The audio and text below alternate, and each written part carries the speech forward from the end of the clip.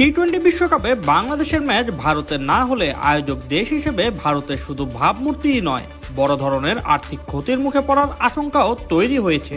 BCB ইতিমধ্যে নিরাপত্তাজনিত উদ্বেগের কথা জানিয়ে আইসিসিকে চিঠি দিয়েছে, যেখানে ভারতে দল না পাঠানোর সিদ্ধান্তের কথা উল্লেখ করা হয়েছে।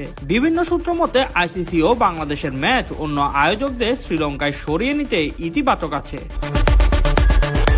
বাংলাদেশের এমন অবস্থানের পেছনে আইপিএলে মুস্তাফিজুর রহমানকে হুমকির প্রেক্ষাপটে বাদ দেওয়ার ঘটনাই মূল কারণ। বিশ্বকাপের গ্রুপ পর্বে বাংলাদেশের 4টি ম্যাচ হওয়ার কথা ছিল ভারতের 2 ভেন্যুতে, কলকাতার ইডেন গার্ডেন ও মুম্বাইয়ের ওয়াংখেড়ে স্টেডিয়ামে। ইডেনে 63,000 এবং ওয়াংখেড়েতে 33,000 দর্শক বসে খেলা দেখতে পারেন।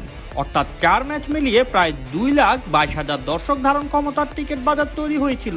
ইতিমধ্যেই আইসিসি বাংলাদেশের ম্যাচের টিকিট বিক্রিও শুরু করেছে। যদিও টিকিট বিক্রির অর্থ সরাসরি বিসিসিআই পায় না, আইসিসির সঙ্গে চুক্তি অনুযায়ী টিকিটের মালিকানা আইসিসি বিজনেস কর্পোরেশনের। বিসিসিআই আয় করে মূলত ম্যাচের দিনের উদ্বৃত্ত আয়, স্থানীয় স্পন্সরশিপ এবং হসপিটালিটি বক্স থেকে।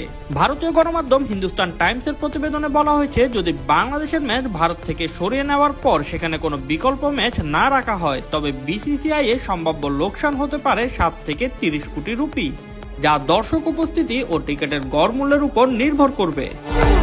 তবে বিকল্প হিসেবে অন্য ম্যাচ আয়োজন করা হলে লোকসান কমে আসতে পারে ভারতের। আবার বাংলাদেশের সব ম্যাচ শ্রীলঙ্কায় সরিয়ে নিয়ে সমপরিমাণ ম্যাচ ভারতকে দিলে আর্থিক ক্ষতি প্রায় এড়ানো সম্ভব বলেও ধারণা করা হচ্ছে।